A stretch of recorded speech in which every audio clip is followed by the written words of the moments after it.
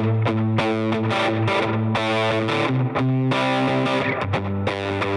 listening to the Cantina Cast, your home for thought-provoking Star Wars talk. Join Albert and Jonesy in breaking down the latest news, trailers, movies, and of course, your favorite characters from a galaxy far, far away.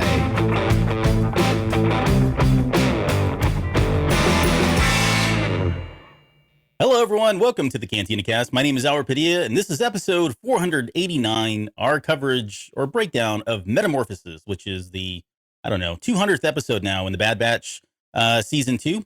We're going to give you kind of like a full breakdown of, as we normally would, and really get into the return of the Zilla Beast again. I got to give credit where credit's due. I'm going to bring on somebody that you're probably familiar with. His name is Jonesy. Jonesy, welcome to the show. Great. I really liked your title card, by the way. You gave it the whole, like the old 50s, 60s kind of pulpy feel for this episode. So good job there. How are you doing? I'm doing a little bit better now than I was before. What happened? Well, so I had a mild panic attack because I thought I broke the website earlier. I was trying, my provider gave me this new little, this new tool. They're like, hey, we're going to give it to you for 30 days. It's free. Just try it out. See what you like. You can cancel if you don't like it. I'm like, okay, I'll give it a whirl. We'll see what it's all about. So I'm out there doing it. Show day? And I got to go out there and I had to attach it to a domain. I was like, oh, I've got a development domain and stuff. I'll do it that way. Well, I guess I didn't do it right because all of a sudden then our website was under construction and I couldn't point back to it at all. And I was like, oh my God, I think I've broken myself, and I've broken Cantina Cast. Everything is falling apart. The world is ending. Yeah. But it wasn't quite that dramatic, but I was saying some words that I can't say on TV here, but still, we got it working. Everything's working. Everything's fine. How are you? How are you? Who is this? Who is this? Number. Well, good. I'm glad everything worked out. I'm glad we're still up online. And if you want to find us, cantinacast.com, where you can see all of Jonesy's hard work.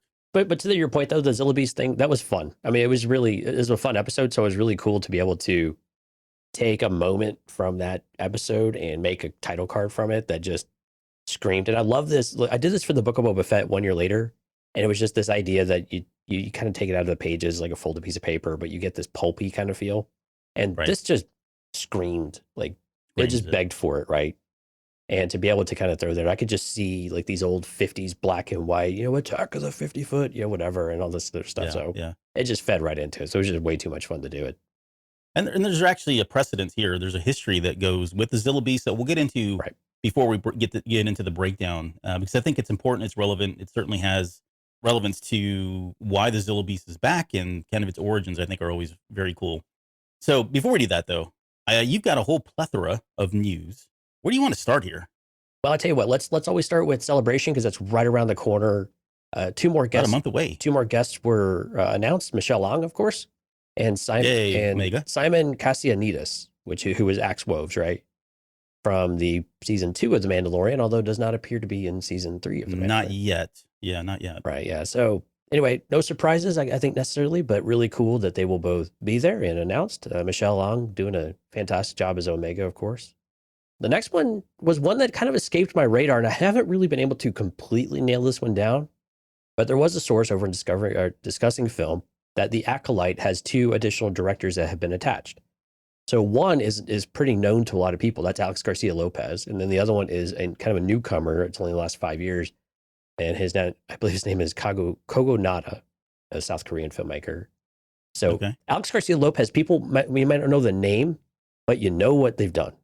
Because they were involved with Daredevil, Punisher, and the Luke Cage, all of the Netflix series that you love, including that epic. Successful. Yeah, if you remember that one epic 11-minute hallway battle scene or whatever, like the jailbreak scene in Daredevil. Yep, Daredevil. That was just a miracle that they got in one take, but it was just fantastic.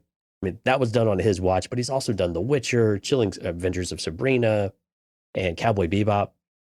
So pretty exciting when you bring that, like some of those episodes that they were a part of, like that's really cool. And then Kogo Nada did a movie called Columbus with John Cho, which again is a really slow burn, a very different movie, especially for like a John Cho type of movie. For those who are John Cho fans of the actor, it was shown at Sundance. It was shown at another film festival. So to even get invited and selected in those is a big deal. And apparently it's about Columbus, Indiana, not Ohio, for anybody curious. But again, one of those slow burn kind of, really thinking type of movie. So it's really interesting to get a different dynamic for directors of what we might have in anticipation of The Acolyte and what that might actually mean. But any thoughts on those two? Are you familiar with them? Probably familiar with Alex Garcia Lopez, but have you heard of the other one? Yeah, Lopez I'm familiar with. The other I'm not familiar with. And I think my thing is always, I enjoy the fact that they're bringing in new directors because they're able to kind of put their blueprint, their DNA, right, their signature on the episodes.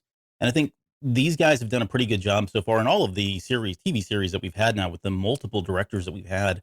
They've done a really good job of ensuring that they stay true to the story, right? We're not getting away from what Star Wars means or feels. It may look a little bit different, feel a little bit different, but at its core, it still remains Star Wars. So I think they've done a pretty good job. So I'm excited. I mean, like you said, it's always good to get fresh perspectives and new direction in here, as long as you don't stray too far away. I think at some point, though, if I could just quickly, at some point, I think that let's see, the tapestry that is Star Wars today may at some point evolve beyond that. And what I mean by that, we're seeing that kind of now with the animation stuff. It's probably going to happen there before it happens on screen, whether it be TV or film. But I think at some point, right, this thing we've always said Star Wars is bigger than one person. It's bigger than Disney. At some point, I think it will get there. But for now, I'm pretty happy with what they're doing, and they're bringing in these new directors like this. So Yeah, it's pretty cool. Yeah. In other more shilly news, I guess, if you'd like to call us that, over on StarWars.com, catching up on the news from the last week or so with all the Mandalorian excitement. We missed a few things. And I don't know how I missed this one, because Xbox is determined to try to get everyone Xbox and the Star Wars community that hasn't had one. So for those listening in, we're actually showing on screen here at cantinacast.com/YouTube, the Xbox Series X Beskar Mandalorian edition. So this is a special print Xbox. They also have a Series S, which is the Grogu one. So it's black and green. you got to get both. You got to get, right? Well, that's going to be the question here. And then they also have this little green Grogu controller that comes with like a little jacket, like the burlap jacket, the hoodie that he has. Right there. Oh, wait, just stop right there. Like, if that's $1,000, I will buy that little jacket thing alone just to put my PlayStation 5 controller in there. And it looks like it's all like actually soft and a little bit plushy too. Yeah. But the big one here, so before I get into the big one, so this is a Microsoft rewards thing. So if you remember, we talked about this a week or two back where they were having another rewards thing for Celebration. Yeah. So this is another one of those Microsoft rewards. So it's unclear if you're actually going to be able to buy this, because this window for the sweepstakes it begins March 16th, so you can't sign up quite yet, and ends in mid-May, like May 11th or something like that. Now, you enter in, I don't know how many of these prizes they have available, but one person, only one, Albert, just you. Well, thank you. Can win what you have on screen here, this adult-sized gaming station Pram XL, which you would sit in this pod so that you can do your gaming. Now, what is in this pod? I don't know. Is it just a chair? I don't know. Does it have a screen? I don't know. But it has a headset hanging from it inside of it, kind of for scale and all of that. And it's pretty badass, not gonna lie. Like, I don't know where this would go. It probably goes in the middle. Like, you don't need a coffee table, you need a pram. Your kid doesn't need a bed, they need a pram. I mean, so I mean, there's a lot of options for what you can do with this. Yeah. Not everybody has a game room and stuff like that, But still, one lucky person in the sweepstakes would do this. So I would be watching the Microsoft Rewards if this is interesting to you. If you do Microsoft Rewards, all that good stuff. Again, it starts March 16th. So just kind of fun. As a purely Apple person, I find this horribly offensive. Number one. Number two, your jealousy is palpable, by the way. I would not sit in, like, if they brought it to my door and set it up for me and it was mine, I would sit in it. I wouldn't take pictures. I would tell no one. But I don't know that I would, like, this isn't, like, I'm more excited about the controller. Like, I would put this on eBay or put it on Macari or something immediately, but I would keep the little baby Yoda, jacket thing right there for the controllers, or, put it like put a cat in it or something. Yeah, no, I'm not gonna lie. I have the Darth Vader PS4, which is really cool, and this would be a nice compliment on the other side of that fence to have an exclusive. But again, I don't know if we're going to be able to buy these or not. I don't have a Series X or a Series S or any of that. But again, how would you choose? Because most people can't afford to go buy both. Yeah. But I like it. You can set them next to each other, facing each other. It's cute. Sorry, our third member of the show is here with us tonight in this live chat. She says, this is Lauren, by the way. Lauren says, you can sit in it and pretend to be a giant baby. There you go. So, a 50-year-old giant baby. That put the cat in it. There you go. I'll put Sabine and Ezra in there. All right. So to continue the shill off here for the Mando Mania, just a few of other things here that were broadcast that some people might be interested in. I think this is way overpriced, by the way. The Astro Gaming Company, they do headsets and things like that. They came out with the A30s, which again is one of the higher, more premium tiers, a Mandalorian version of that. So you have a Mudhorn on one ear on the outside, and the other one has a silhouette of the Mandalorian. $250 for this. Pretty pricey, not going to lie. But in the Cube Factory, we got Tamagotchi, baby. Tamagotchi are still a thing, apparently. Yeah. So you got a blue Grogu model, and then you have a kind of a regular edition with a custom silicone top on it. And then, of course, this is more like in Steph and Lauren's field where they love the physical planners and stuff. They have a This is the Way planner. These are all available right now, by the way. And this one is marked down about half off, which again, if you were really crafty, you could probably do it yourself. But This is the Way life planner is pretty cool. But this is like the super adorable one. Oh, It's a Grogu and the Pram Biddy Boomers Bluetooth speaker. So anybody that's seen the different Bluetooth speakers out there for Star Wars and all that have an idea. But it's super adorable, super cute. Looks like Disney Emoji Blitz. Which, no surprisingly, Disney Emoji Blitz is next on the thing here. So they're having an event that I believe that began. So they've got a Bo-Katan image here. So again, fun game, mobile game for those that are interested. It's free if you want it to be free, but it's just one of those tile swapping games. So I like it. I used to play it a lot when it first. Well, we both did, I think. Oh yeah, we played a ton of this game. Yeah, yeah. Especially when they did the whole Star Wars expansion. They have like a whole area for Star Wars. Well, see, that's why I stopped. Okay, so we really shouldn't be talking about this, but I stopped playing because somehow you got like the Star Wars tiles, and I don't remember how you did it, but I was like, so then I went to go try to do it, and it was no longer available. I'm like, screw Jones, man, I'm not doing this. He's got all the Star Wars stuff I don't. I'm not playing this game anymore. So I was out at that point. But how did you do that? What's your secret? If I told you, Dr. Jones? Yeah, if I told you, no time for love, Dr. Jones. Yeah, right. I can't reveal my secrets or my sources. All right. So that's the news. Not too bad, right? No, not too bad at all, considering we're 12 minutes in. So we still got 3 minutes to burn. Right. Speaking of, time to burn, we should do a little bit of Patreon love. Josh C joined our now part of the tribe tier. So thank you, Josh, for joining us here in the last couple of days. He joins these other illustrious members of that tier: Mike Borda, Rob, Lauren, Dante, Risk, Justin Jackson, Shackman, Dan, Daz, Isabella, Uncle Leon, and of course our Delusions Grandeur tier, Rod, Kathy, and our counter. Thank you everyone for so much. If you're interested in Patreon, checking it out, just to say you like the show, you like what we're doing, it's just about cantinacast.com/Patreon. If you want some access to exclusive content, it starts at the After Dark tier. Again, cantinacast.com/Patreon. We'd love for you guys to check it out. And then in our chat, again, we talked about the live stream before. In our chat tonight, Jonathan, Stephanie, Music Train, Sky, welcome Sky to Discord. If you want to check out Discord, cantinacast.com/Discord. Lauren, Nase, JJ Skywalker, Riley, Qui-Gon J, others in the background. Thank you all for coming out and for supporting the show in the live stream and for joining the chat. A lot of fun Zillow Beast comments already. Of course, Lauren out there repping us on the mod front there. So yeah, appreciate everyone joining us there as well. But yeah. Okay. So it's not a Patreon show, but I have to show, like, I got something and I need to show everybody because so if you're not part of the Patreon, one of the things we do is show and tell, which I think normally we have Star Wars stuff that we show, although lately it's been a lot of kind of miscellaneous things. It's like 50-50. It could be Dungeons and Dragons. It could be, who knows, right? But this is not Star Wars related, although there is a tie to Star Wars at some point. So I just want to show this. Look, I picked this up. So it's the VR2 for PlayStation 5. Nice. And I had to get this because, number one... Wait, hold on. Did you have a PlayStation 5 before you bought it? Yeah, I've got a PlayStation 5. Okay. So I'm a big fan of Horizon, right? That video game. And this has got now the VR version of it, right? It's kind of like a side story thing. But the Tales from the Galaxy's Edge is on here now as well.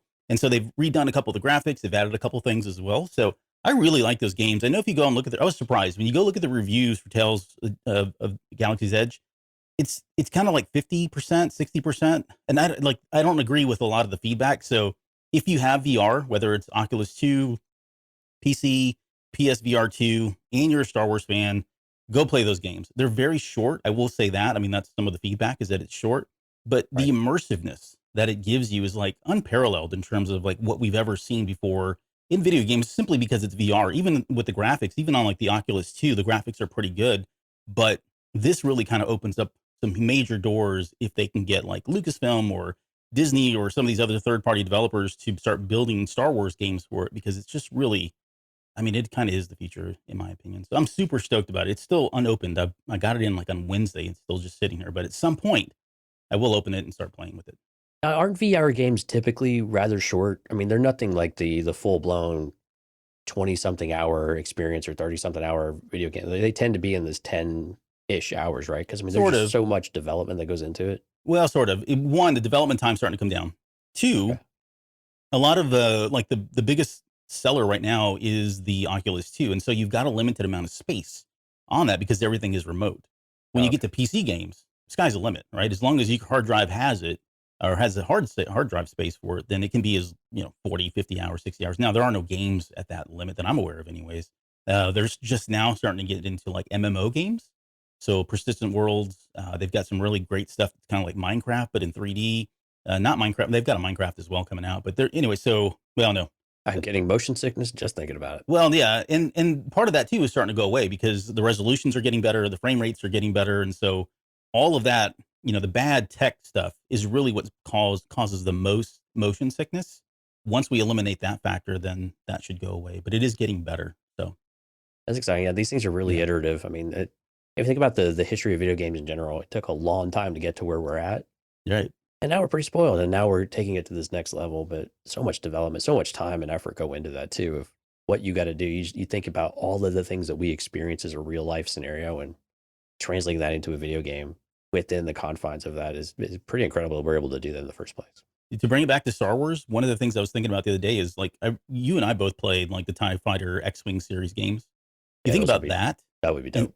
Yeah, well, I mean, think about where we are with like Squadrons, right? That game came out 2 years ago, and I know love or hate it, had some pretty mixed reviews, but just again the immersiveness that offered, and that was one of the first ones that had kind of like a 3D perspective to it, first iteration of it, but that was a big milestone. So it won't be long before we are kind of immersed in these things with the graphics that the PS5 and some of these newer systems can offer. So I think it's gonna be pretty exciting as a Star Wars fan if they start cranking out some more games. And you think about the experiences of what other people have with the Formula One kind of racing. They have the actual apparatus you can have in your living room, the flight simulators. I've seen how people go all in on some of that stuff for this really immersive experience, and adding VR to that is just a natural next step. But holy smokes, I mean that's something special. Of course, they do this on the professional level, right? This is how pilots train. I mean, they're basically in a giant VR cockpit. Exactly. Right. It's pretty neat to be able to bring that home and continue to do that. But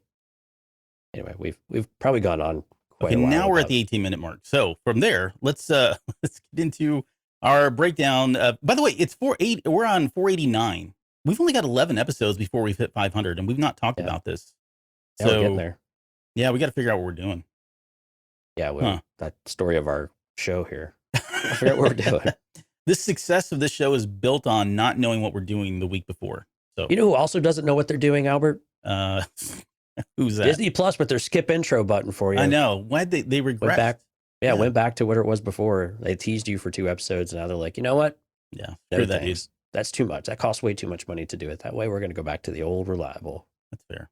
Yeah, I'm glad you said it, but yeah, I can't believe they went backwards on that. Okay, so let's talk about this episode. Before we do you want to cover like the Zilla Beast, kind of a quick breakdown on what the Zilla Beast is for anyone that didn't watch the Clone Wars? Because again, this is a throwback to 2 episodes that premiered, I think, in season 2. Yeah, season 2, 10 years ago. These came out. It's pretty incredible. It's been that long. So yeah, season 2 of the Clone Wars, episodes 18 and 19, which were titled The Zilla Beast and The Zilla Beast Strikes Back, which are inspiration for the title card this week.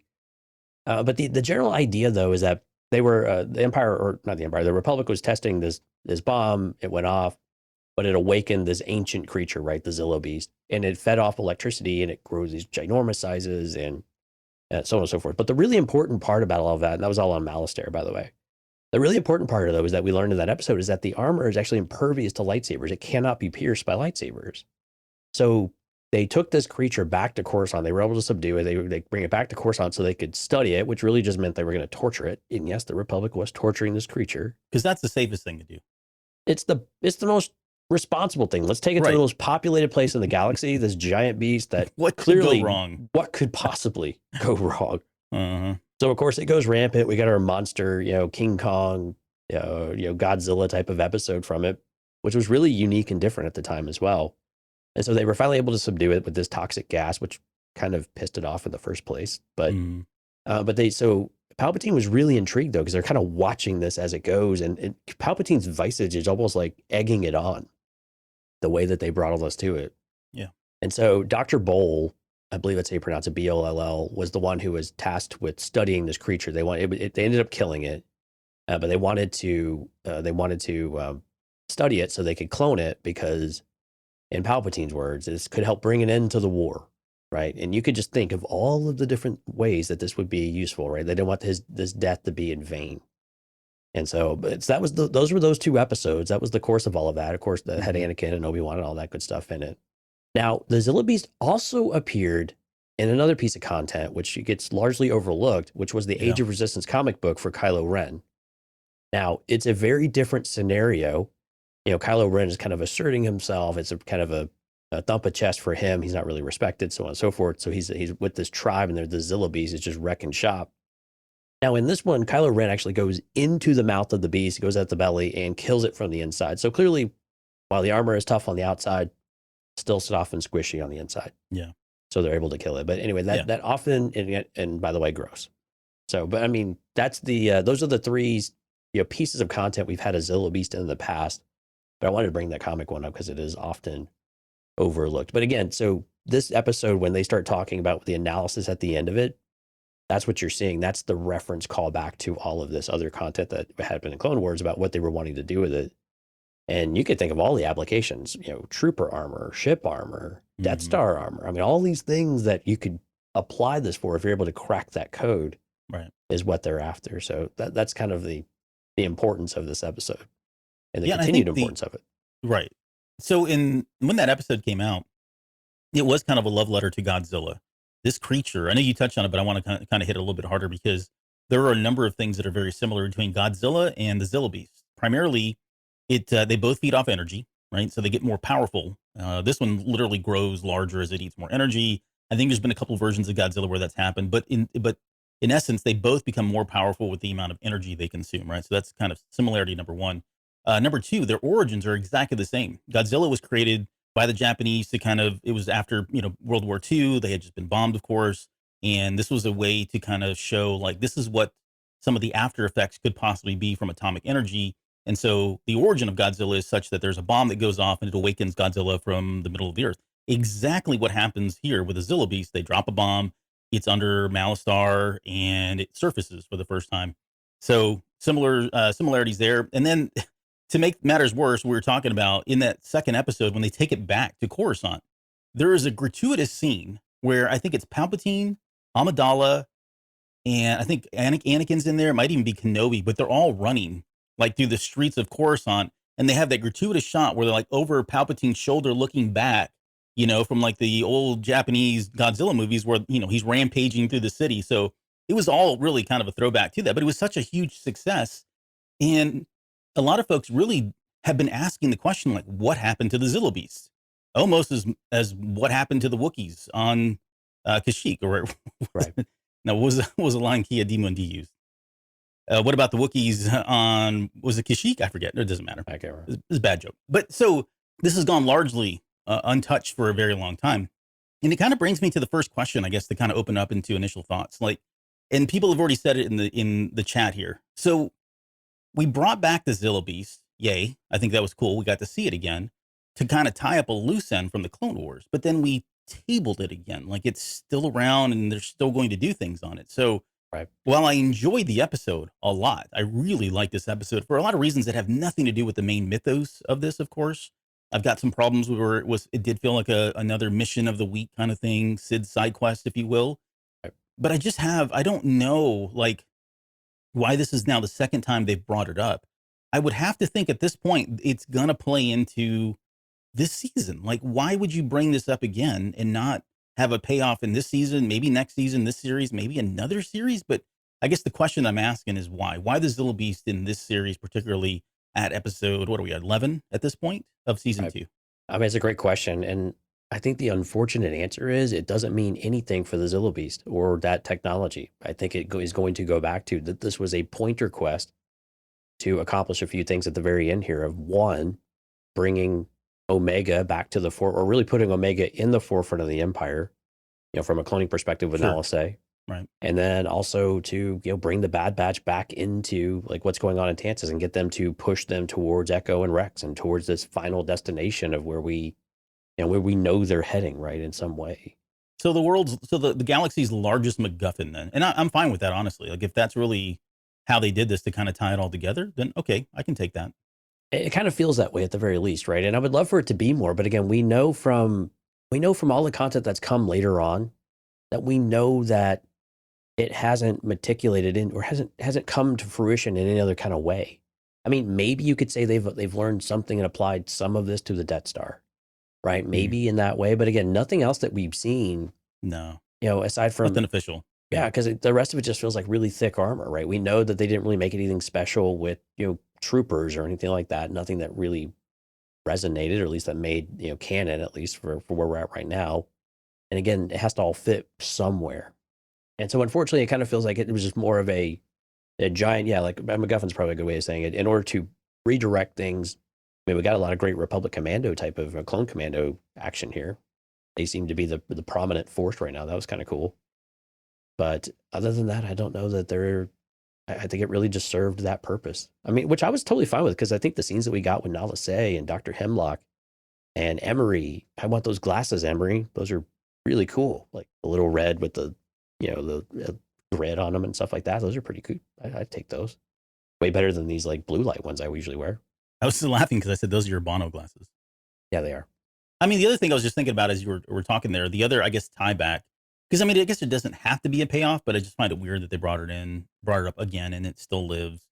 Just the cloning aspect of it. And I think we'll get into this a little bit later, because they mentioned that there were a number of these ships coming into Mount Tantus, and they had assets, right? Plural.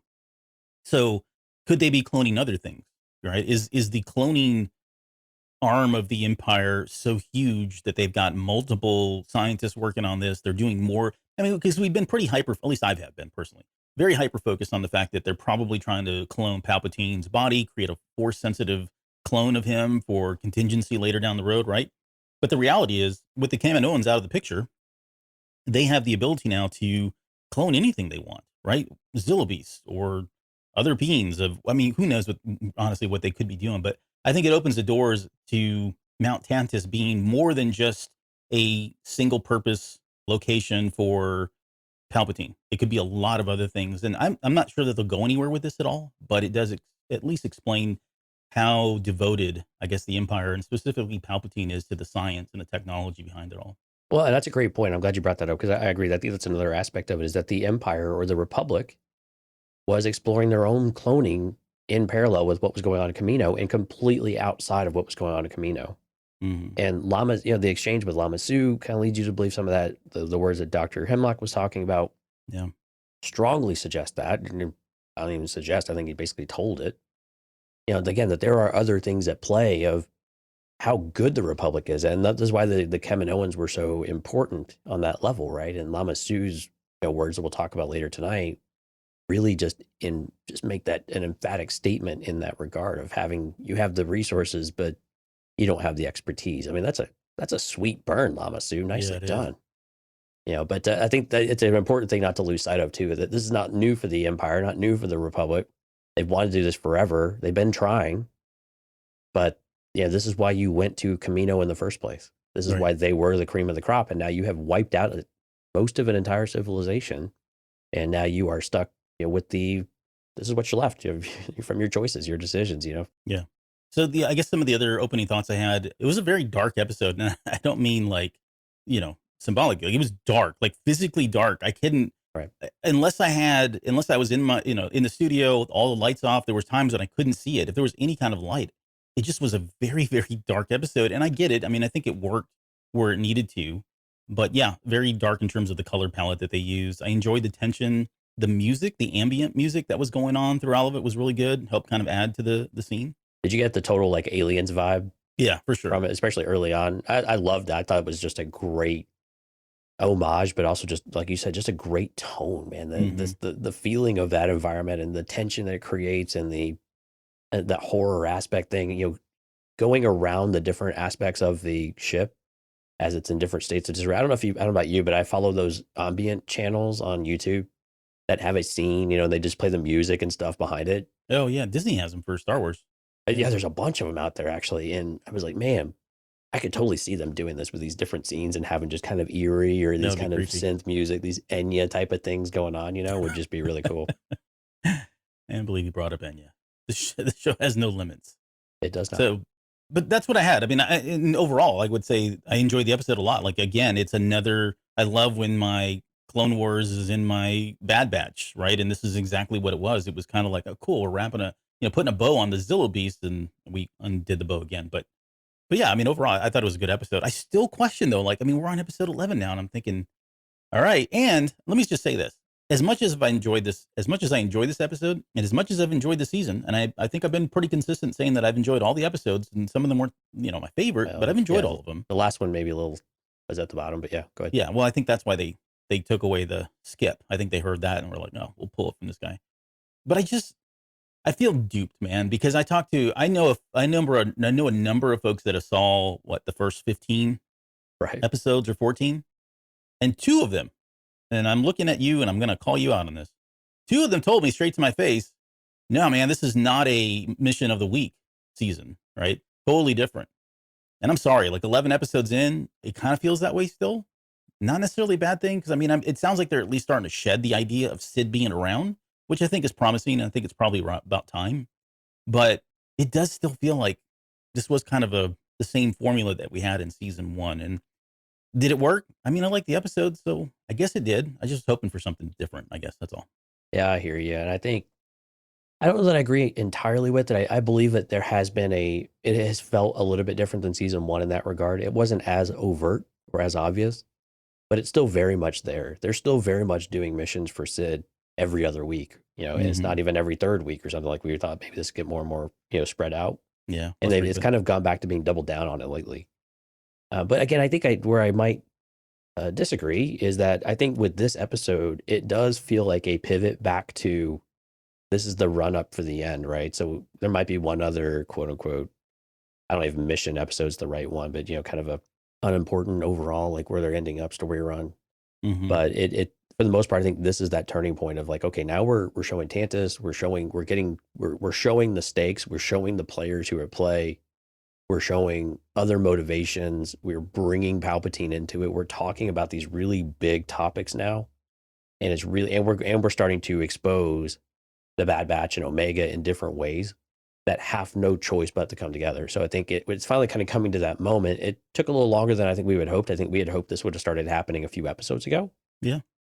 But I think I'm with you overall, though. Still really enjoyable season. Maybe one exception to it that it wasn't as fun as the rest of them, but the rest have been really great and entertaining and fun. And Dragon of the Abyss, and actually we're talking about this yesterday of, just the interestingness of the episodes. And it depends on what you want to get out of it, though, too. And I can understand, and I'm with you, man, from what we heard from other people about all this and swearing up and down it wasn't this or it was that. This is why you can't really trust some people that get all the advanced, screenings and stuff, because I don't know. You don't want to call anybody out for that kind of thing, but also it just doesn't always seem to jive with reality. And maybe they're coming off the high of being able to watch all of it or being able to get that experience or whatever it is. But yeah, until it gets in the wild, it comes from their point. There's a certain, I hate to say certain point of view, but it is kind of like their point of view is skewed, right? Probably. Well, I don't want to call anybody's integrity, and I know you're not doing that, but no, I mean, no. And that's why I'm hesitating. I don't want to call anybody's integrity and of saying, well, you got a special advanced screening over, therefore you have to be more positive about it. Because if I would have seen this season, I probably would have been like, yeah, really enjoyable. It's probably leaning a little less in that space, but it is still there.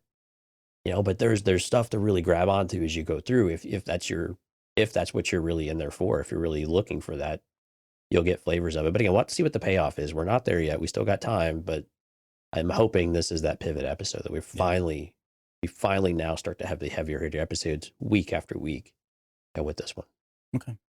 Did you have any other kind of opening thoughts before we get into? Oh, we're still on opening thoughts. Holy crap. Yeah. Yeah. Well, we've already we've touched on some other things already. So yeah, we've touched on a lot of things, but no, yeah, we can get moving now. So you mentioned the alien aspect of it. I kind of have that first bullet as being alien. It did feel like that. I love just the quick shots and seeing this ship being destroyed. So different. The tail rotating in the shadows. Yeah, exactly. You can even see like the as the camera's panning from left to right, you see the electricity going off in some of the windows, these tiny little windows. You can see it flashing in there. So they did a really good job with that. The drool and the sticky ichor stuff. Yeah. Yep. But yeah, the commando we saw the commandos, the clone commandos in the trailer. We finally got them in this episode. Not at all what I thought was going to happen, but that's cool. Is this Scorch? Is that who this one was? People keep calling this Scorch. The only reference they had, I listened to the audio description as well. They just call him the captain. They only did it once. Okay. And there was nothing else that says this is Scorch. It is a clone. These are all clones because they also called them clone commandos. Right. So, and again, that's all you can do all that on Disney. Just go to your captions area and you can turn on the audio description for folks who can't see as well. But Okay. no indication that it's Scorch. Yeah. So I think, and it feels like they would have just done it. Like, why hide it? You know what I mean? Like, he's not. In theory, those squads could all have existed, and they're all canon, even though we don't know if they're canon or not with Sure. Omega and Delta squads. So, Okay. but it doesn't matter one way or the other. I don't know, but they call him. They said his designation is captain, though. That was at the All right. very end of the episode. But yeah, the first opening and just kind of summarize. I mean, everything that happens with everything from that poor sap getting eaten allegedly. It was very dark. And now I'm literally talking about darker in terms of like, this felt like Star Wars horror in space, where if you scream in space, no one hears it kind of thing. It was just the imagery and the way they were cutting back and forth and they pulled away. And then, they left some of it to your imagination, what was going on with the electrostaff laying there. It was very, very different than I think we've ever had. I mean, kind of scary. I mean, didn't scare me because, I'm kind of over that stuff, but yeah. But yeah, it was different, very different. I enjoyed it. Like, this was, I was like, whoa, we got an episode here. And I really like Omega's reaction to it. Like when Tech says that they were likely eaten. Right. I mean, her reaction was Yeah. just perfect. I laughed at it when she repeated herself. They were eaten. It was just so perfect, and her youthful inexperience and innocence came out yet again in a way that all the confidence and everything else that's always so there and so forward with Omega. Like, every once in a while, you're reminded that she hasn't experienced all of these types of really crazy, weird things in the galaxy. That, yes, there are things that will eat you, and that have ate this entire crew somehow. Right. Somehow this thing escaped. We don't really know how it got out of the tank or out of its holding cell either. Maybe something malfunctioned or whatever seems to be most likely. But yeah, it was just interesting that a smaller Zillo beast was able to somehow devour these things. And kind of why is it that the tech in the kit was interesting, or was just I'm hungry? calling sabotage. Okay. Like, somebody sabotaged the ship and allowed that thing to escape. But who knows? I mean, it's not really not. We'll probably never know, honestly, and that's fine. That's really probably matter, more exciting, right? Right. But yeah, so I enjoyed that, and then from there, like, we get into that really eerie, scary scene and go directly into Mount Tantus, which was like a breath of fresh air. I'm like, oh, thank God we're here. Let's get this going. I want to know what's going on. So we're introduced to Dr. Hemlock. What's going on with his hand? Like, I they don't kept know. showing Yeah, it, Well, and they emphasizing made it. in the audio description as well, they made a point of, he clasps his gloved hand. They didn't make any bigger deal with that, but they actually mentioned it twice of him doing it. Now, I know, granted, they're explaining what's on screen. Sure. But it was interesting that was, they don't call out everything that's going on the screen, of course, because it's just too much.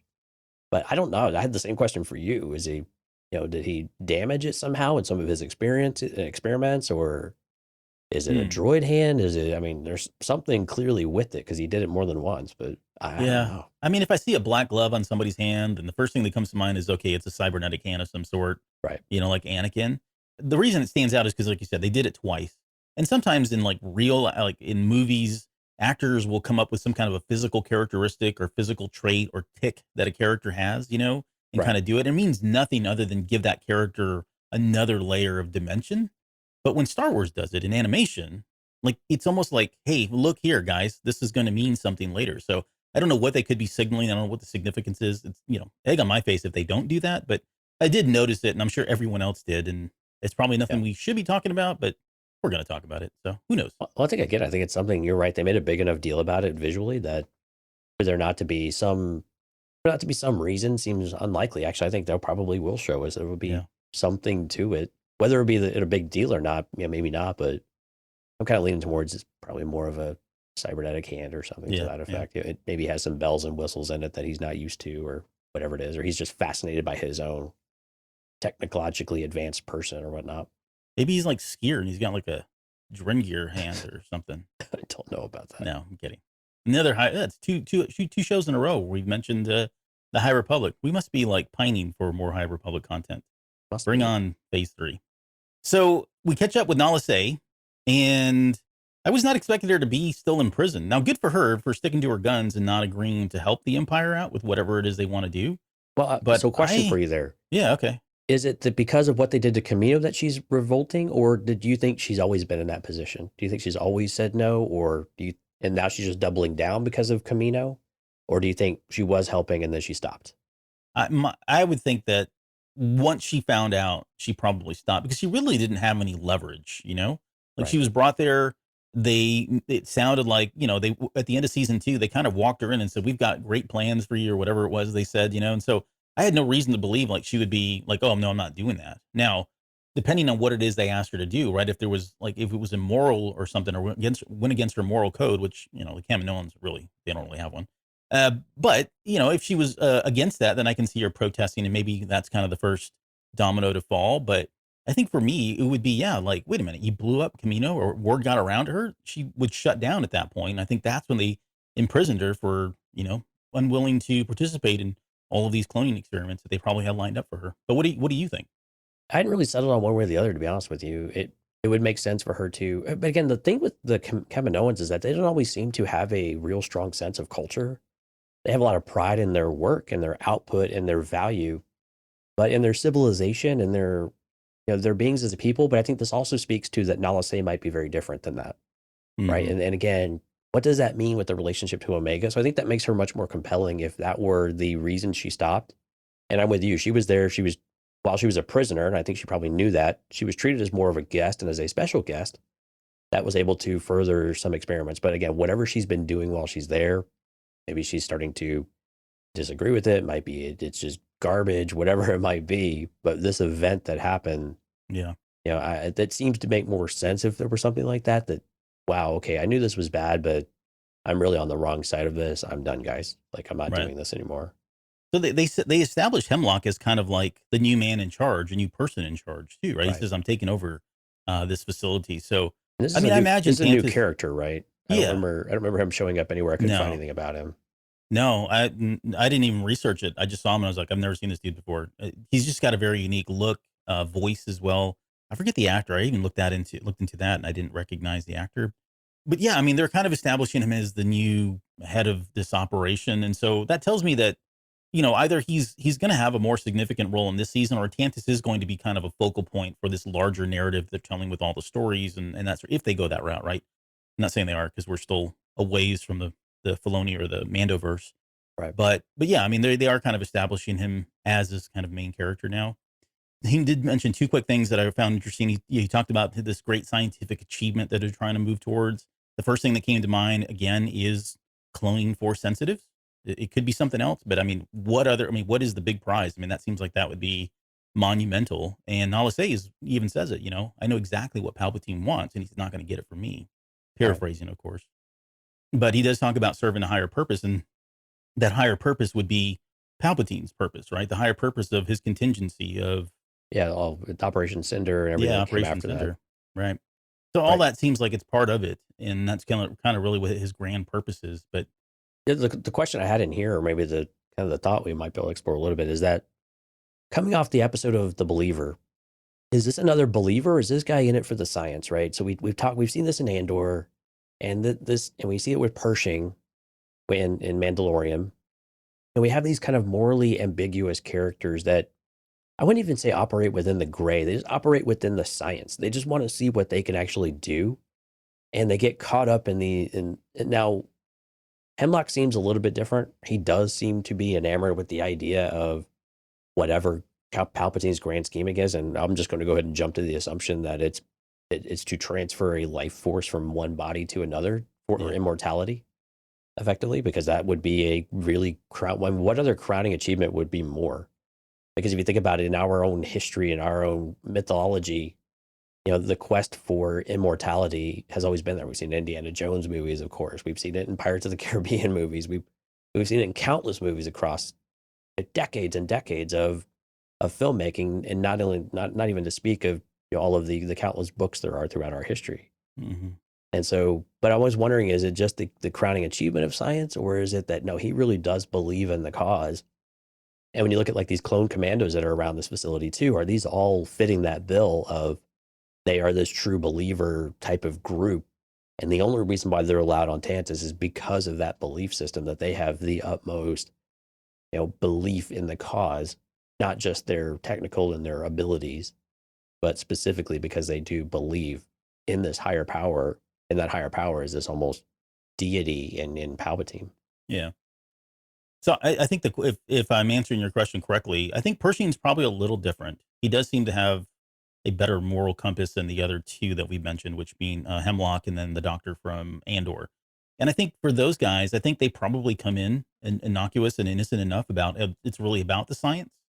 But then just because, they're falling under Palpatine and, evil power, that the power that exists there, the evilness that exists with Palpatine, I think they get addicted to that. And I think they go into this kind of mad scientist mode at that point. And so now it's about the science, but I don't really care who we hurt or how we go about doing it. It's purely about the science. And that is a little bit more skewed than somebody coming in and say, and still having a moral compass about him saying, we can't do this to real people. We can't test on live people. I mean, there's a difference, right?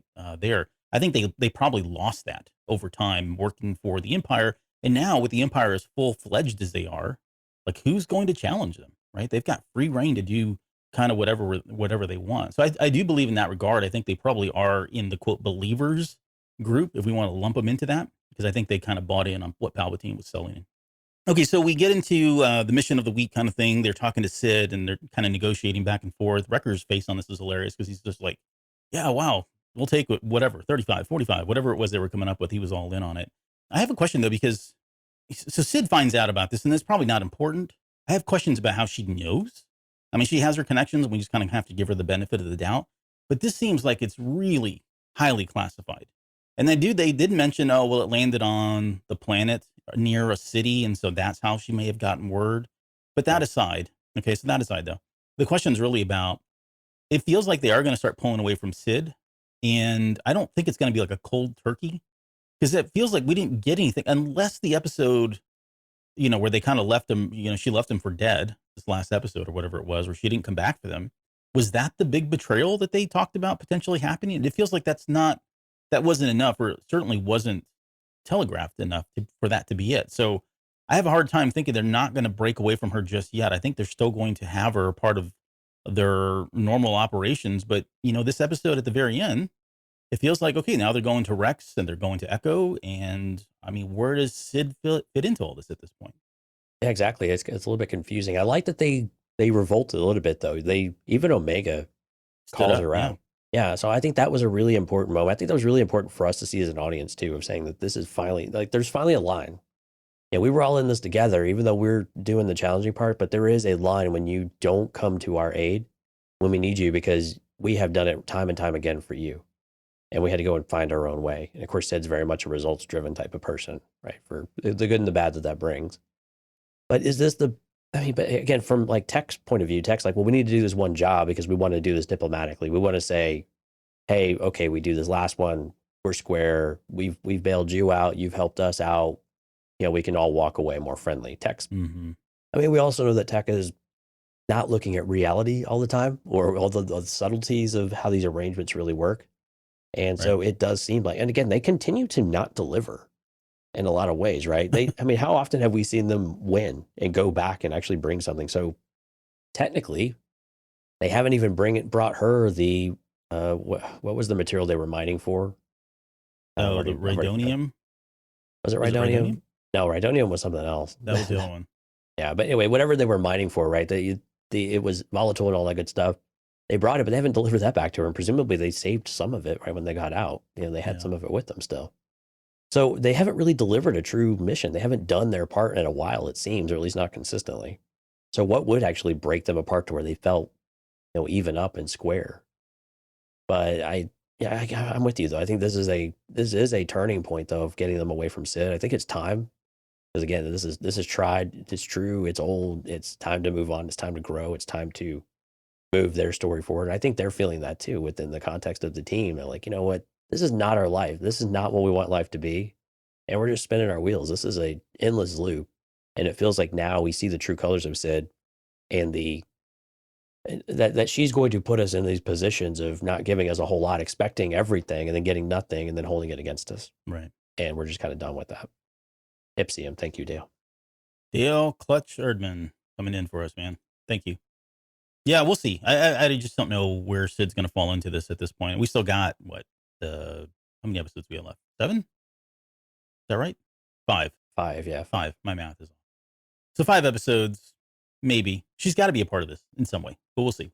I don't want to get too far ahead of ourselves here on that. But so they land at they go ahead and take the mission because, why not? It's just simple cargo extraction. How hard could it be? How hard can it be? They get there, ship's abandoned, it's completely wrecked, right? Great images here, very dark images. This is where I was having a problem. Like, what are they looking at? I can't even see it. Tech gets the power back online, I was like, oh, thank God, power's coming. We can see what's happening. This is where Omega's significance and her importance comes in because she's recognizing a lot of the equipment. Sounds like she may know some of the, I'm assuming a lot here, but because she was hanging around Nala Se so much, she probably knows some of the processes and procedures. And I think later on she mentions about, I know that tech, I can help you guys get information about the cloning stuff, which is good. I mean, this kind of gives her another point, another point of value for the team. So Wrecker eventually finds a slime, and we get our first kind of look at the Zilla Beast. And I was with you, like at first I didn't think it. I mean, well, one, it's like crazy small compared to the Zilla Beast that we had in the Clone Wars, which was like massive at the time. So who knows what that thing's been eating? Did you recognize what it was at first? To be honest, no. I would say no. I looked at it, I was like, I think there's something familiar about this, but I could not place it. I couldn't. It's because its head was so bulbous.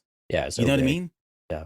But I mean that's part of the metamorphosis, right? The changing of it, right? It had to grow into its head. So yeah, much like my son. But yeah, so this is where we learned that the walls were scratched at, and we could kind of see like it looked like there'd been a struggle there. And then again, another thing I was not expecting was him slurping up that arm where he like throws it right into his mouth. That's pretty gruesome for Star Wars, even though you could argue we saw arms get cut off in Episode 4, but for Clone Wars and for was that an arm? I don't know why I thought it was just a piece of equipment. I didn't know. It was like that. I believe it was that trooper's arm, that commando arm. Oh my gosh, I gotta go rewatch this now. I watched this a bunch of times, so I would have caught that, but I didn't even pay attention to that part. I think I had the audio description on, and I think that's where they said it, if I'm not mistaken.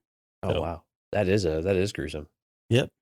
And then he eats electro staff, and I'm like, okay, well, this is definitely a Zilla Beast at this point because it's consuming energy. Yeah, those parts started to really.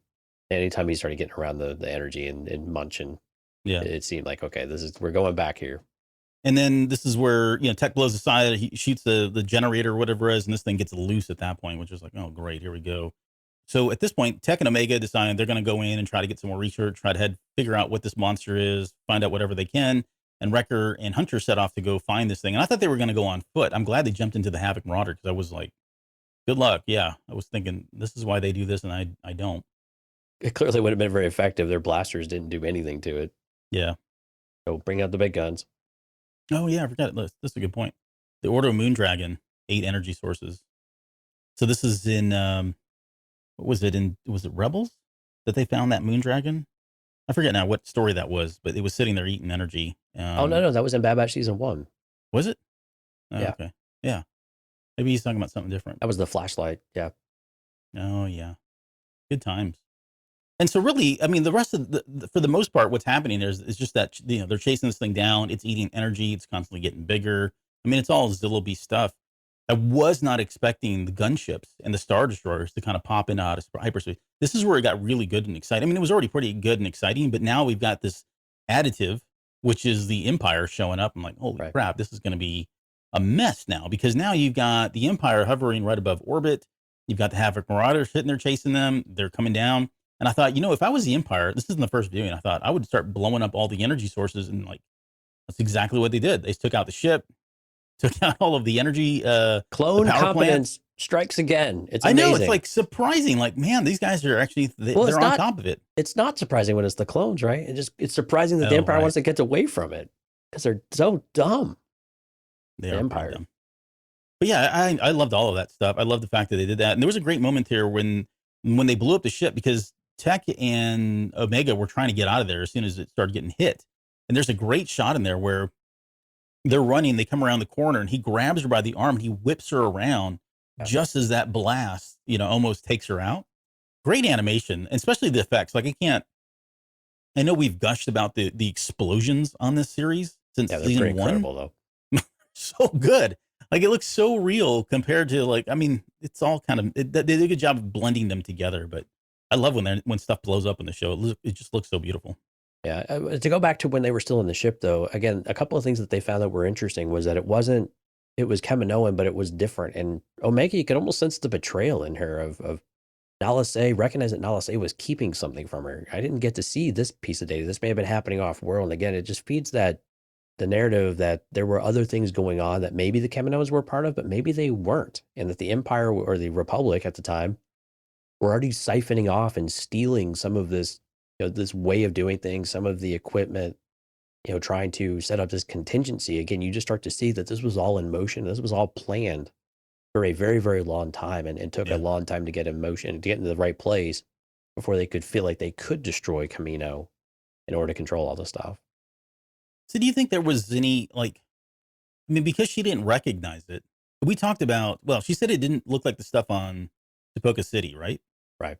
But we did say that there may have been other cities on Kamino, maybe other cloning facilities.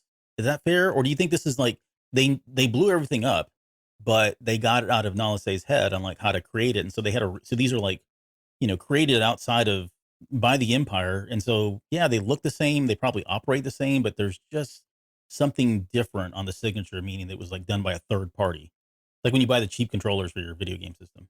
That's kind of what I took from it. It was more that they had the design and maybe they had the equipment, but it had been either modified or it had started to be what's the word, revised and evolved into something else as they started to work on it. But they took the base design and they took the base equipment, all had that same design elements to it. Yeah. And they just evolved it into something more, into something else over the years. Because again, I think a lot of this stuff clearly started way before the Empire was actually into effect for them to evolve that. But again, it hadn't really changed a lot of the fundamental aspects of how it was or how it was used or what it did.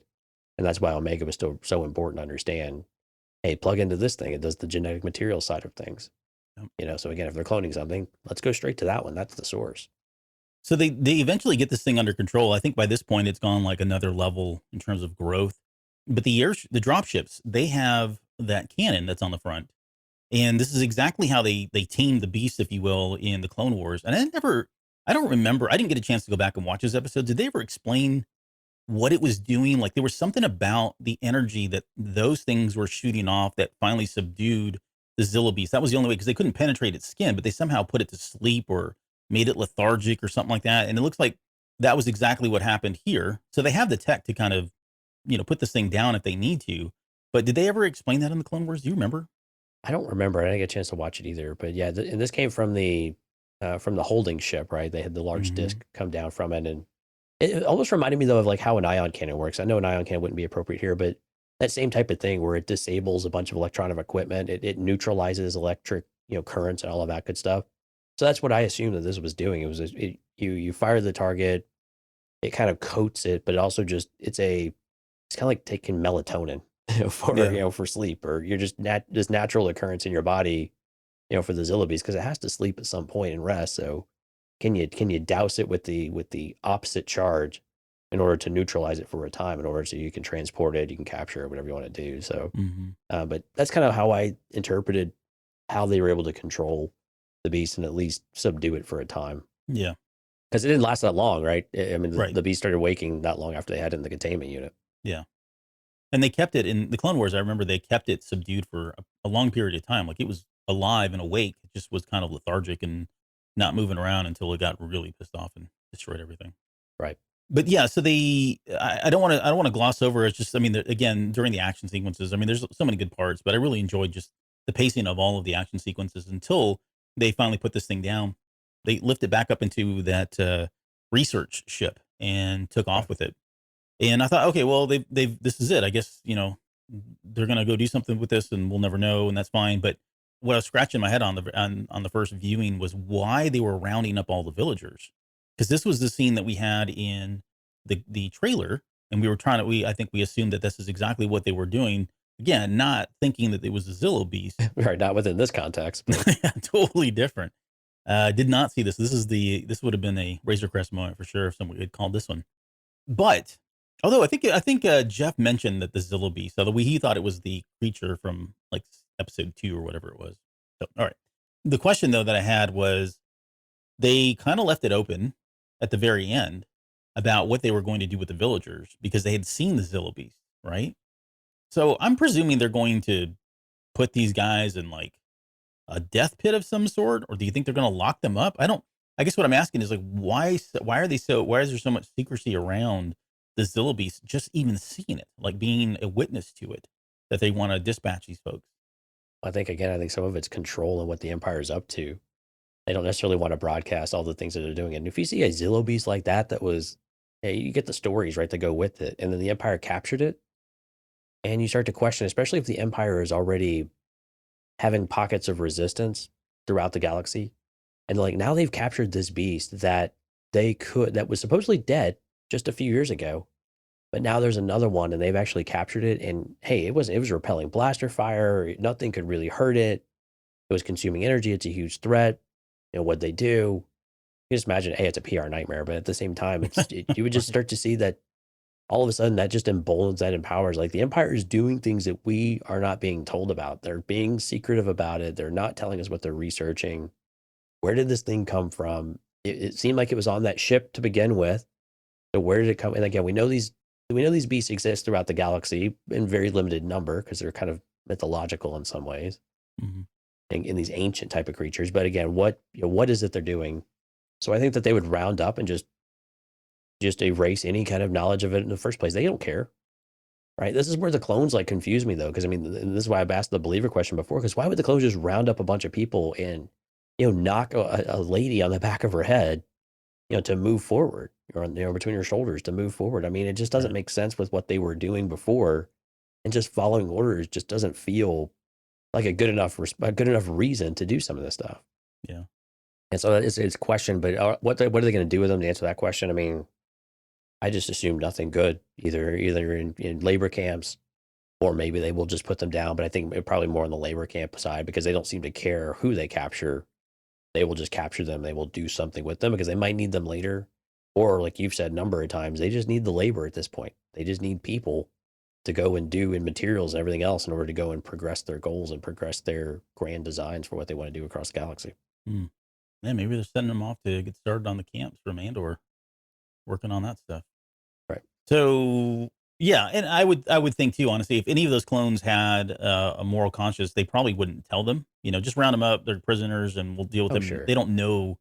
It's higher clearance level in terms of what they're actually going to do with them. So that makes sense. I just thought it was interesting that they would round them up like that. But I think your point well taken. Like it sounds like it would be a PR nightmare, and they've got an image they're trying to portray still, right? They still have a Senate. They still try to play nice and act like they're really a part of this galaxy when it's not much longer before they just start burning everything down and blowing up entire planets, right? They finally hit their limit at that point. Yeah, Rob joined the chat and he's done a little research on the fly for us here. He said that Wikipedia said that it was a lower power razor. I can't speak. Low power laser that put it to sleep with a shrug. Okay. And I very much that doesn't make any sense, but whatever. I don't know who made that one or put that one in there, but I'm sure that they're really great at Wikipedia. That was mine. Well, thank you for your contributions, Albert. It is a noteworthy addition, or whoever did it, but still, it doesn't really make a lot of sense in that regard. But whatever. That is interesting. Why it would be low power? Because power just makes it. Power is power, right? Power. But okay. All right. But thanks, Rob. Either way, good night, man. He's leaving. He's at work right now. Okay, and then we finally get the big exposition. Okay, Tech really just. He might have all just broken the wall, the fourth wall, and just started talking to us. But essentially, we get the recap. Palpatine, wanted the beast even back when he was Supreme Chancellor, before he was Emperor. There was genetic material that they could use to weaponize, which of course we talked about the armor. There could be other stuff too, but we just don't know about it yet. He says in the hands of the right scientists, which I think is key here. And I think that's kind of where somebody like Nala Se comes in, right? Or some other Kaminoan. It would have to be a Kaminoan, I would think, that would be able to tap into this and do that. Well, from a cloning perspective, yeah, but from all the other ones, there's probably others out there. True. But yeah, but anyway, point taken though, it has to be someone really premier Sure. and at Not the just top of anybody. yeah, not just anybody, not just any random clone or anything like that. It has to be the Mhm. top people in the field. And they didn't know where this thing was going. So that keeps Tantus off their radar, which is fine because I think we have a way to get back to that now at the very end. And then finally, that the Empire didn't destroy the cities of Camino to end cloning. They just wanted to make sure they were the only people doing it, right? It was all about control. If no one, if we can't have cloning, no one can. They made sure of that. So again, there were other cloning. Now we talk about this in one of the episodes before, but there were other cloning planets or races of some sort. But Kaminoans were known for their quality of work. Right. And again, I think we talked about this last season, and whether we said this specifically or not, I think we at least tossed the idea out there of saying that, this isn't just Empire wanting to get rid of cloning. It was very much so they could just control it, Mhm. and they don't, because the Kaminoans are out for the highest bidder. It's a business transaction. So Right. do you trust them to not betray you? And the short answer to that one is the Empire trusts no one. So clearly, no, we don't trust them. So it would make sense for them to go and destroy that, especially if they've been accumulating all of this. Now, why they didn't accumulate more expertise was probably the arrogance of the Empire, which again is in ample supply in the arrogance side of things. So that makes a lot of sense that they wouldn't do that. But I think that was a short-sighted move. Again, like most things the Empire does, to where you should have brought more of those people along with you, not just your chief scientist and your. And again, we didn't know that Lama Su survived. I assumed he was dead. I think you may have called him that he was still alive because we didn't see a body. But Yeah. man, Well, I mean, why you save the prime minister and the former ambassador, and then the chief scientist? I mean, which of these is not like the others? that's what I'm saying. It's like, I mean, at first when they were like, "Oh, are there any other ones?" and they're like, "Oh, well, Lama Su's around." I'm like, "What's he gonna do? He wasn't a scientist." I mean, don't get me wrong. He may I mean, did you know it know. was him right away as soon as they said that? Yeah, there was another one. I mean, I I know they assumed it said was him only because I didn't. I mean, yeah. who there was. I Who mean, else? there's only No one else was named. Tom Way's dead. We saw Tom that. Way's dead. Yeah, exactly. He was the only other named one. And Right. again, I think they said prime minister really quickly, but it instant said that it had to have been Lama Su. And I was like, well, what the hell is Lama Su going to say? Exactly. That's what I thought. I'm like, he's not going to do anything. He can't. And I mean, Well, the only now we angle understand the he has, importance. Yeah. right. Now we know what he has. Yeah. Right. He had one card to play and he played it, which makes sense. I was going to talk about Rampart. Like you had said, why would they? I mean, it's so short sighted, and I can only chalk it up to arrogance on the Empire's part. But I wonder too, like, was Rampart's mission at the end of season 1, like, was that really what he was supposed to do? Because I think had they just put a little bit more thought into the project planning phase of this, right? Like, let's get out 10 of the scientists, because it's not just 2. There were a lot of them. Team. Yeah, get the team. Yeah, Grab who's a your top team. team? Round them up. Round them up, move them off, then blow up the planet. So you're not in this situation where you've got one person that holding the keys to the kingdom. This is not a good, strategy in terms of like workplace contingency plans. Yeah, so I firmly believe that destroying Camino was always in the cards. But to your point, possibly, did Rampart move that timeline up a little prematurely from what they originally wanted to plan, or was that sanctioned? That part's a little gray, a little unclear there, but it certainly seems like, yeah, they did not necessarily plan that one as well as they might wish they would have by now. Yeah. It does make for exciting drama in a Star Wars television series, animated TV series, though. So it does. There is that. If only it equated to an award in the most drama in an animated series. Right. And the award goes to. Not Okay, Star so Wars. with all this information, they talk about we got to get this back over to Echo and Rex. Now, I'm fine with this, but why? Like, I don't like. What do they care? I think from Hunter's perspective, he doesn't know what else to do with this. He's like, wow, this got big. This is big. Okay. This got big, and this is Empire big.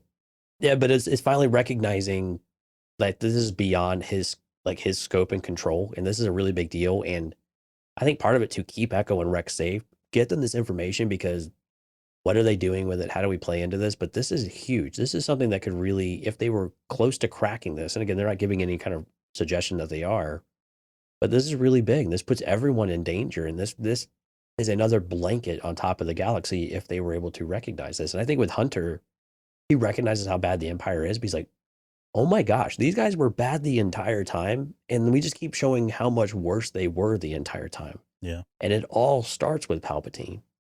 And this guy is just constant. I mean, you see the wheels turning in Hunter's head that, wow, what else don't we know that he was doing this entire time? You and I know this because we've seen this for 40 years, right? But I mean, Right. Yeah. Hunter's still relatively He's a young. jerk. Yeah, but again, he's just thought everything out. He knows the direction he wants to go. He sees the opportunities. He seizes on them. He rolls with the setbacks and makes those into opportunities as well. And I think it's just all finally coming, like Hunter finally recognized that there is nothing I can do on my own in this one. Our little team is great, but it only goes so far. What can Rex and Echo's bigger network or developing network do with this? And how do we get in front of this? And I think, again, cementing Hunter's inclusion of the Bad Batch into the greater cause here pretty soon. All right. Yeah, and I don't foresee them, I don't want to say that Echo and Rex are going to suddenly head off and try to figure out what was going on with the Zillowbees.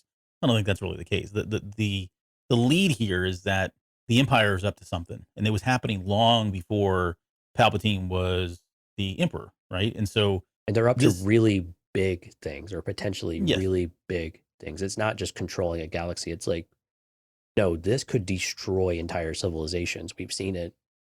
And this could really, really be very, very bad to where we could never get out from under this. right, yep. And I think that's with people like Echo and Rex specifically, right? They have the ears of the larger people at play here, and so this is enough. This is stuff that they can use to kind of galvanize and bring more people to the cause of look how corrupt these guys are. I think that's Right. really what they're going to do with this information. I do wonder though if this is enough to pull Rex and Echo back into the series, because Echo says, "Hey, I'm coming back," and I don't know that he'll come back to the team specifically because I think his place is probably better with Rex because it feels more natural to me. Right. But I can see where this is enough for them to make contact again or play a larger part in wherever this series is going to go or wherever this season is going to go here in just a few episodes.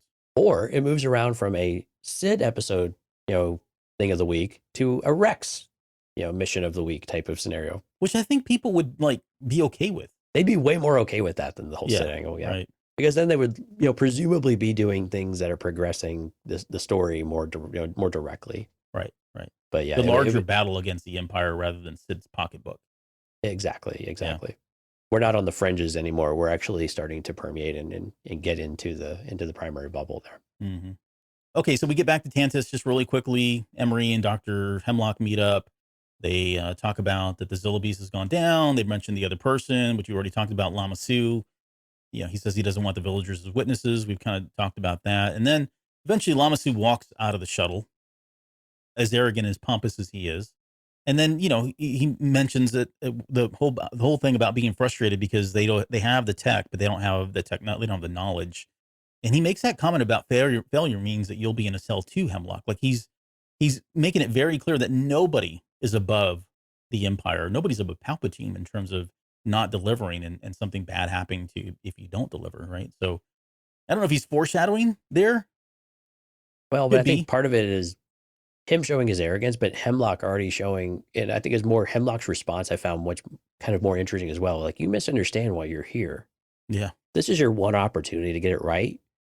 And kind of like what he threatened Alasay with of, I can, you saying you're not going to work isn't going to be good enough. I have ways to incentivize you, that you're not going to like. You just think about what I'm capable of. So clearly they have a history, of course, but we don't really know as much about all that. Hopefully that'll come out a little bit, at least for a couple of examples. But I think with this one in particular, like, Hemlock's giving him, like, this is your one chance. I want to make sure my threat is very perfectly clear, kind of thing. And Lama Su, to his credit, says, indeed, yeah, let's talk. Hey, there's this girl. She's a clone. I chase her down. Yeah, I don't think he's no dummy, though. I think he realizes, what is his value? Like, what's his worth? He's no longer, he's like one of two left of his entire species. And you play that one card, like, what other cards do you really have? Yeah. In reality, we don't know that he has any other ones. It doesn't seem like he has any other ones, but no. Again, the prime minister or whatever. Yeah, but again, Kevin, at this point, you're trying to survive another day at this point. Yeah. And I don't know if Lama Su views it that way or not, but you and I as viewers definitely, well, we know he should be viewing it like that because they're all on borrowed time.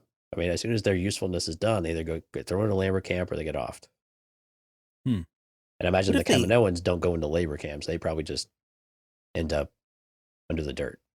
If she is the only Kaminoan left, with the exception of Lamassu, wouldn't it make sense for them to clone the Kaminoans and then rebuild, teach them as scientists, and Would think, yeah, you would think. Just brainwash them. exactly make them believers? They have the DNA in them that make them good scientists and cloning people. Who knows? All right, sorry. Yeah, but again, I mean, how good would they be at it without the Kaminoans? Yeah, And if you're a Kaminoan, you're like, well, no, I'm not doing this. This is blasphemous. right, right. So yeah, I mean, this all kind of ties back to Omega, right? He says, look, if you want to get you want more information from her, the only way to make her talk is you're gonna have to go find this little girl. And he says, very interesting or intriguing or whatever it is. You can see the wheels in Oh Hemlock's yeah, head, right? yeah. All the possibilities, like, whoa. It was a girl attached to Nalase. Cool. Mm-hmm. A girl clone? Wait, what? Right. What? Why? You can just imagine all the questions. And so I'm wondering how much. We have those same questions, my friend. Exactly. Yeah, this is where Lamassu, you're questioning, like, how much will he actually share, all at once, or is this where he could draw this out a little bit to again prolong his life? Sorry, I didn't mean to interrupt, but yeah, it was. No, I just love seeing the wheels turning in this character. I think I'm gonna like Hemlock because he's really sinister feeling. Doesn't have any real morals here as well, which just makes him really dangerous, but still super intriguing to follow about what it is he will do and how is he going to get this information out, and what is that going to mean for the larger story here for the Bad Batch. the one thing I walked away with from that last part there was in season 1 when we first met Omega and we knew that Nalase, I mean, she saved Omega's life, right? She allowed her Right. to escape. And so we had speculated then that, and again, there wasn't a lot to really work off of there, but they definitely had a connection. And I think we said, well, that's probably the only mother she's ever known, even though it's not even her own race. But you could tell Nalase cared for her a lot. And I can see where this is now coming back into play, right? Because they're going to use this if they can get her, which I have a hard time wrapping my head around. Like, how is Hunter or Omega, anyone going to let her out of her sights or put her in a position where she's going to get abducted? But it feels like that's going to happen. Who knows? But nonetheless, Wait, hold on. You say that, but yet they send her on missions by herself all the time. now maybe that's it. Maybe In the heart of they Coruscant. they overextend, what she's capable of doing. Catches up to him at some point. Yep. Exactly. Yeah. But yeah, I mean, I just love the idea that, she cares about her that much that she is going to be willing, like if they have Omega in their clutches and, it's a matter of sparing her life or not allowing anything to happen to her, Omega, then Nalase is going to do whatever they ask her to do. So let's revisit this for a second. Is it that Omega is special and Nalase knows that, or is it just she's just special to Nalase? I need you to I like choose that one. idea. And what? No, you've been preaching that she's special for Well, she's special. over a She's year force now. sensitive. Yes. Yeah. I just didn't know which. If you had to pick walked one, into that which one my would it friend. be? Right? No. Yeah. I don't know. Like, Still okay, feels like so there should be something unique about Omega. I think some way. so. Yeah. I mean, I guess that's a possibility, but then it kind of pulls away from Nalase just being a good person and loving Omega for, being who she is and not what she's capable of doing. But that is very Kaminoan of her too, to be like, she's an asset just like everybody else. She has an ability that I want to preserve or someday want to experiment on or, whatever. That's kind of cold hearted, but that really is kind of them. So I guess what I'm saying is I'd like to see a different version of the Kaminoans, and maybe Nalase is finally that, breaks the mold in that regard. Yeah, we kind of saw it with Tanway a little bit, right? It seemed like she was a little bit different. And again, we have to kind of go back and think about Nalase. She sent Fennec Shan. Like I was talking to Dragon Abyss the other day. Was trying to remember, like, why was Fennec Shan like trying to kill her? She wasn't trying to kill Omega. She was trying to bring her back to Nalase. Mm-hmm. Really a rescue, really a rescue mission, right? And so I think it's been a while since we've revisited some of that. So we kind of forget that was really what her intention was, because she felt like she was safer with her, and then she could move her to wherever she wanted in a more controlled fashion. Yeah, and then cut her open and experiment on her or whatever. Yeah, the usual. Yeah, I mean, that's fine. That's what they do. Yeah, she's going to cut the force out of her. Oh, that's how it works. See, right? maybe she has a high midichlorian count, and that's why Nalase wants her, because she M count, Albert, M count. Midichlorian. We don't say that anymore. Well, okay. So that's how it ends. We get that closing shot of Mount Tantus, beautiful place that we'll never see again this season. But it's a paradise. We're going back. Easy killer. I think we're going to go back. Okay, so all in all, I mean, again, I enjoyed this episode a lot because there was, it kind of went back to the Zillow Beast, wrapped things up there. We got more information on what was going on with on Tantus or Nala Sezat, the disposition of Lamasu, like anybody cared about that. We also got some, a tie now back to Omega. It looks like she's on the radar of the Empire. So it's all good stuff. I mean, this is all kind of setting up, hopefully we get back into this. We keep on with this, right? Like you mentioned that you were talking about earlier, and I was thinking about, I was like, yeah, and I guess I could see that. Yes, it was kind of a mission of the week. However, it did feel a little bit different because there was more of the myth, this larger mythology tied into this. And so maybe this is kind of a transition episode where we're going to start moving away from, what we had with all of the other side mission stuff for Sid and more into stuff that's really focused on what's going on with the Empire. And now apparently their search for Omega, because of her importance, because of either she's important or she's somebody that can drive Nala Se to do what they want her to do, which is ultimately clone Palpatine. Right. It kind of feels like if you go back to kind of an action figure analogy, it feels like we've picked all of the figures we're going to play with now. We've decided who they all are for the most part, and now we're kind of setting the stage to get the scenario quite right before we really unveil what our intentions are, like as we start to play. It's kind of feel like that's how the season has gone now with, some fits and starts and stuff like that. We've had some side quests and whatever, but Yeah. now we're finally at that moment, like, okay, now it's time to we're enough with the preamble. Now we're getting into the core stuff of what the season is, and all of this other stuff was the backstory that we wrote, Right. as we start playing, oh, well, no, this happened when we were before, this is why so-and-so. It kind of feels that way, right? And actually, I was watching an interview with Jon Favreau, and I think it was on Jimmy Kimmel, and he was actually talking about action figures, and you came to mind of saying, oh, this is, he came out and admitted it. He's like, yeah, we're just playing with action figures in the Mando universe. I don't know how anybody doesn't see that, but go on. Sorry. I don't know. It's exactly what it was. I mean, he said it pretty much verbatim. So it confirmed all of what you've been saying for 2 or 3 years now. So well done, sir. But no, I think it's kind of, I think this is cool. I think we're finally getting to the point now we're going to see the overall story. I think we're going to build off all of these other events that have happened. I don't think none of it's to waste. And even if they were smaller moments or something like that, it still felt good storytelling, good world building, good character building, things that are enjoyable to watch. They're entertaining. And so I think all of that just is going to work in, and that helps deliver. It's kind of like what we talked about with Andor. Andor a little slower at the beginning, but all of those things had payoffs as we went through the story. Mm-hmm. And so again, I think that's okay. I mean, it's okay to do that, and again, the mission of the week thing is probably the one sticking point for a lot of this stuff because it's just what we've had for a season and a half and in various ways. But now we can start to see what that actually looks like. And again, Sid, I think there has to be a payoff with Sid at some point. Yeah. Whether it's good or bad, let's resolve that relationship once and for all. What this team means to Sid. Really, that's the question, right? We know what the team kind of thinks of Sid. They view her somewhat positively. She's done a lot of good things for them. But we have really no idea how she feels about them, except for the moments where she's felt guilty. So it'd really be nice to resolve that in that kind of way. I think that's something I'd like to see come back and finish up and not leave that as a loose end for a season 3 or something. Let's just go and resolve that now. Yeah. It seems like we're in the right time, right place, that in the next few episodes, that should be resolved.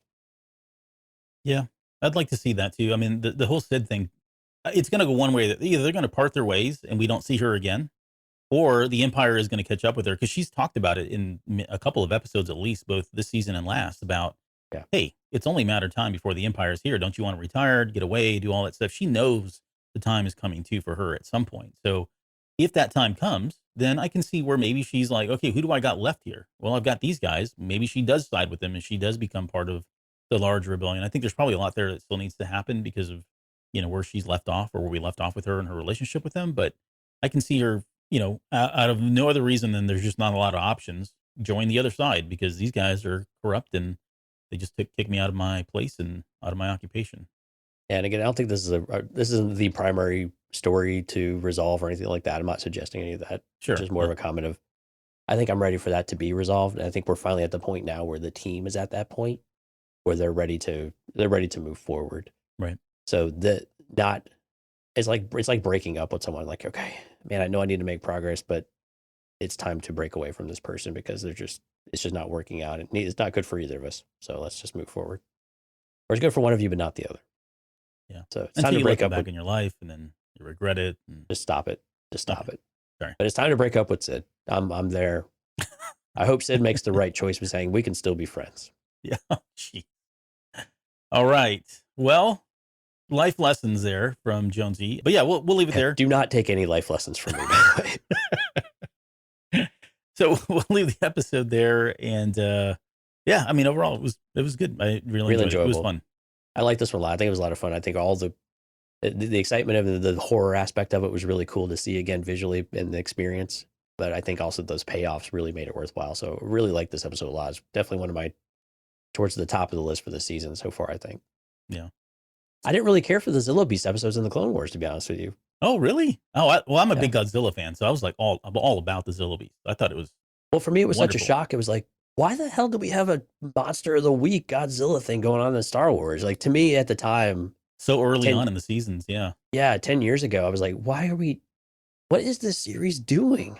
Mm-hmm. You know, it was still fresh enough to where it wasn't really clear what it was, and we had the kind of the weird start with the movie that kind of came actually later, and yeah, it was still very much getting its feet under it in that way.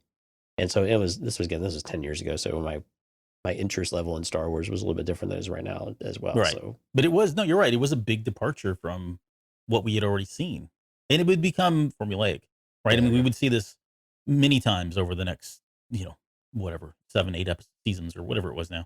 And what's really comical about it is that Dave Filoni, when he wrote those episodes, the Clone Wars episodes, he didn't think George Lucas would actually approve them.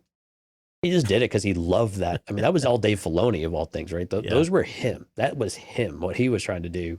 Mm-hmm. He's like, there's no way George is going to approve this. Somehow it worked out.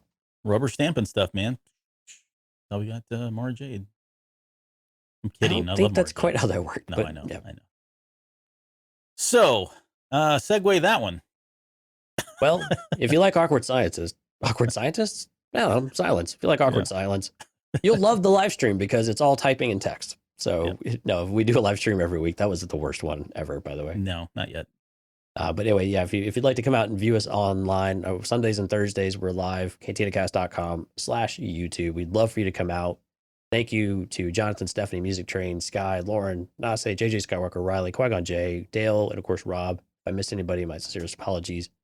We see you all in the background as well. Thank you for that. We will be back on Thursday for more Mandalorian for Chapter 18.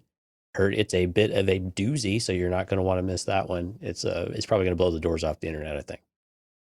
Yeah, I'm excited for that. We'll be back for that one. Okay, let's see what else we got going up. Not much longer before we get to Celebration, so we'll probably do some things leading up to that soon rather than later. I know Lauren is hard at work at some additional Jedi News Archive stuff as well. Yep, Jedi Novel Archive. There we go. Jedi Novel Archive. Yeah, lots of books coming out here pretty soon. The official review for Jedi Battle Scars, I think is what it's called, right? The follow-up to the Jedi, or the prequel, I guess, to the new video game Jedi Survivor from Fallen Order. Mm-hmm. I think I got that right. She's already got the preview out there for it, the sneak peek, so go check that out over at cantinacast.com/YouTube. She has a whole playlist over there for all of her amazing content, and again, that one's coming soon. We've got another High Republic novel, Cataclysm, is going to be on the horizon here as well, so be on the lookout for that. She's going to have that coverage for you as well. She's been doing the comic books, like the Yoda comic, the High Republic comic. So a lot of great stuff going in there. Some of those will get bundled a bit, but really great content coming up. And like you said, we got Celebration coming up. We've got, all of this content just in general is just going to consume our lives here for the next couple of months. But a pretty exciting time, man. Yeah, for sure. Cool. All right. Well, I'm going to roll credits. And sorry, I didn't get to who was the new person's name? Sorry, missed that one. Josh. Yeah, Josh, right? So, Josh, apologies. I didn't get you in the credits here, but I'll get you next time, buddy. So, we'll see you then.